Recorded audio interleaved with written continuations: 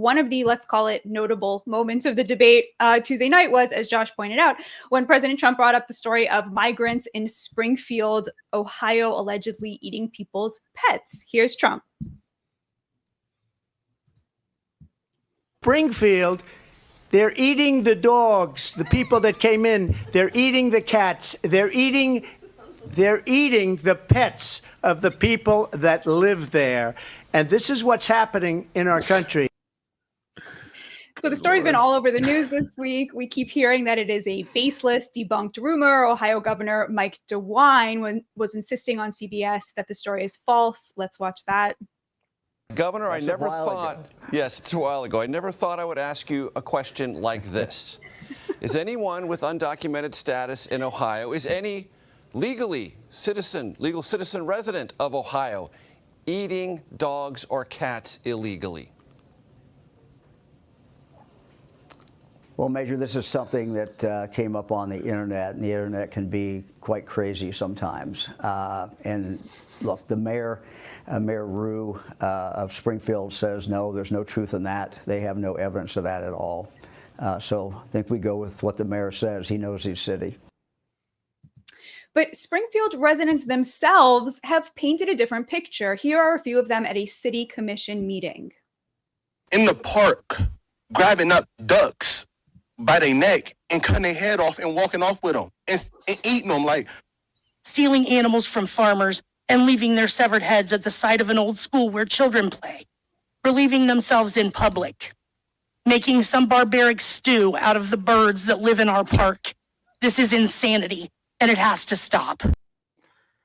So the context that this comes in is unprecedented violence and starvation in Haiti, which President Biden responded to earlier this year by granting temporary legal status to hundreds and thousands of Haitian migrants, which brings us back to Ohio. Over the last few years, 20,000 of these Haitian migrants have been settled in Springfield, a town of just 60,000 souls. Now, it's important to note that not everybody is unhappy about the influx of migrants. Some people have really taken to them, like this factory owner. McGregor is the CEO of McGregor Metal, which makes welded parts for the auto and farm industries. Right now, about 10% of his workforce is Haitian, over 30 employees. I wish I had 30 more. Our Haitian associates come to work every day. They don't have a drug problem. They'll stay at their machine. They'll achieve their numbers. They are here to work. And so in general, that's a stark difference from what we're used to in our community. But as my friend, Cleveland radio host and producer Davrio Moro pointed out in an op-ed for Newsweek, the influx of migrants is taking a toll on the city's most vulnerable residents. It is exacerbating problems specifically for Black residents and those living below the poverty line, which is actually most of Springfield. The median income there is $27,000 a year.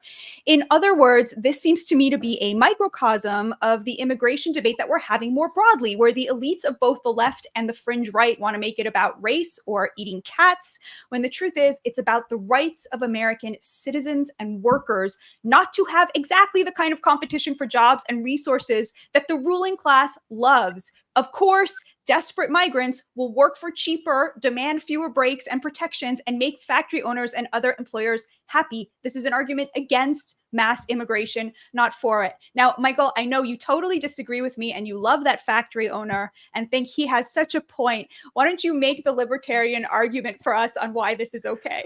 Well, I'll make a slightly different argument and come back to the libertarian one. The first one is that you actually made the argument that Donald Trump should have made, obviously. I mean, the argument is a very easy one to make. Unfortunately, when you have this utter bullshit stories that are circulating on Twitter, and you have these people who are so terminally online that they're finding these videos of people saying these things. We saw a couple of them. People say a lot of things. People are pretty crazy. And guess what? When word spreads around town, this is the thing that you understand in journalism. When, you have two people and, one tells the other person something, that's not two sources. That's one source that just told somebody else. And that's like five people in the town. It's like, there's a rumor started and everyone's like, they're eating ducks' faces and barbecuing in the street. And I don't know what she said. It was like, it was a malevolent stew or something, which actually sounded quite good. But yeah, I mean, to this point, I think it's, and I'm not going to make the point that maybe you want me to make, I can, but it is true. It's like these Rust Belt towns where you have factories like this, the question, of course, is, why are they filling these slots with Haitian workers? What is the pay? What is the union situation in these factories, et cetera? There's a lot of stuff there for Donald Trump to grab onto. The problem with Donald Trump is not necessarily that he's not disciplined. He is disciplined. He's disciplined in his own way of acting, which is terrible and stupid, and does things like this. He said, I saw it on TV. You didn't see it you saw it on the internet, or Laura Loomer told you. Then you have a problem within your campaign of basic discipline, just very, very basic discipline, because when immigration comes up, what is the issue that the Republicans are strongest on? Immigration and usually economy. It's, those two things.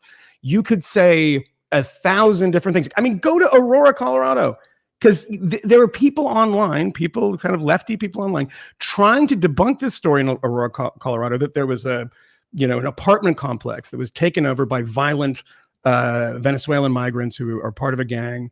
And that story was partially debunked, quote unquote.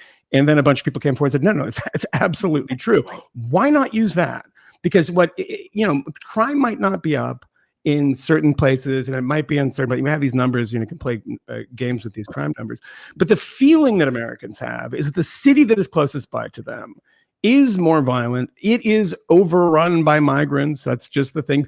Talk about New York City. I mean, why not New York City? And say Donald Trump is from New York City, and say even in my city, the richest city in America, they're giving debit cards to migrants. They're putting them in $225 a night hotels. When you say that to somebody, that people can't find hotels, supply and demand driving the price of hotels in New York because there's migrants staying in them.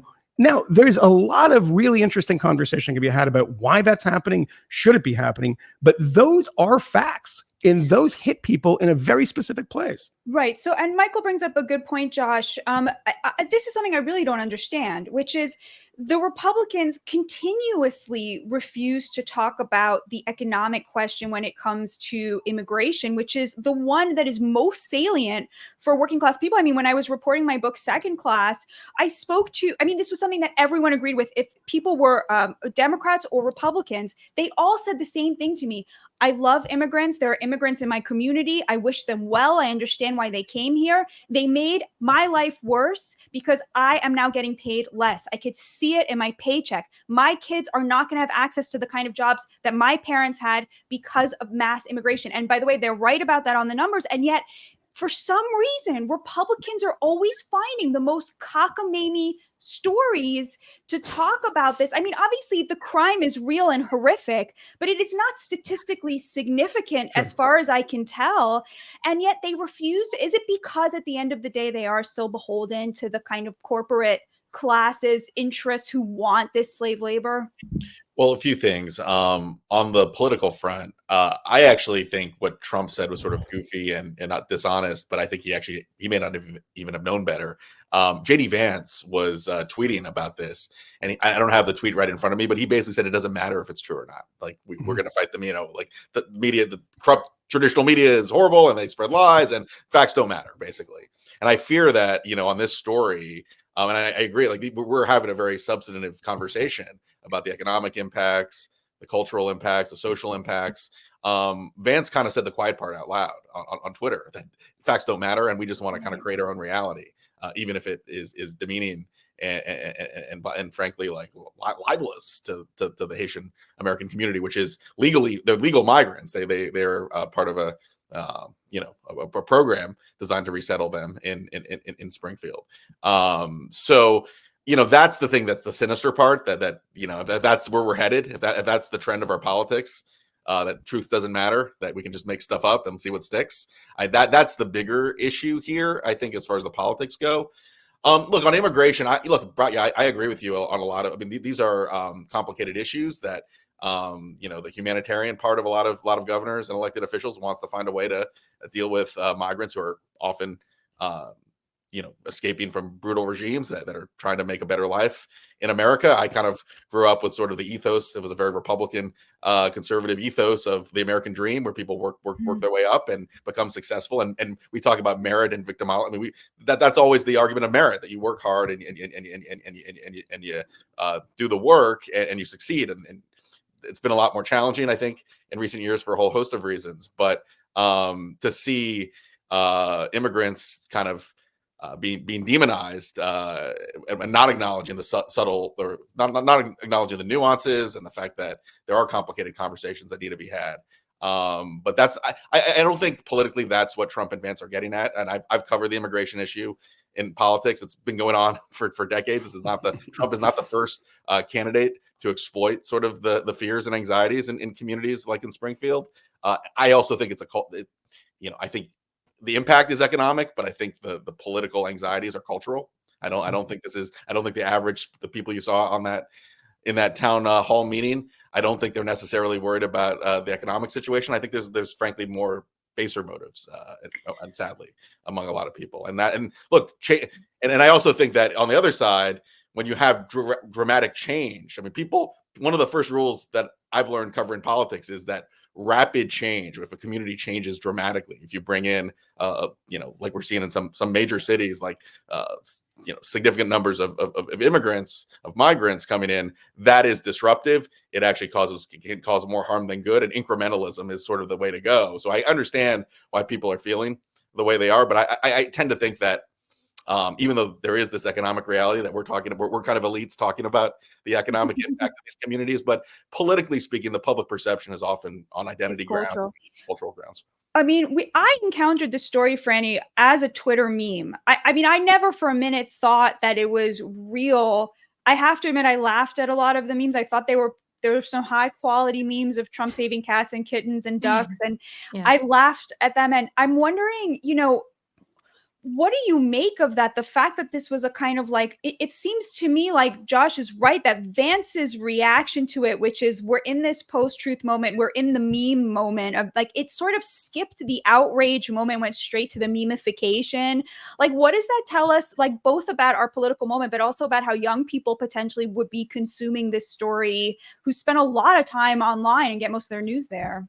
Yeah, absolutely. I mean, there's no doubt that we are experiencing the meme election. If Brat Summer was not the absolute example of that. And I mean, I've seen countless memes from the debate the other night, from my friends sending them to me, seeing them on Twitter. Every line is made into something that's funny. I think in one sense, it's people being harmless and just making jokes. But I think in another sense, it's also kind of it's a reflection, I think, of also how people engage with politics more broadly and generally. I think there is kind of an exhaustion with engaging issues on a substantive level, especially because now we do live in this society where people don't know what's true and what's not anymore. And so they just want to laugh about it and make fun of it. And I think, I don't know, I wonder if it's almost an example of people giving up a bit on politics and just saying, whatever, let's just make this meme and laugh about it and move on. The meme election, that's really smart.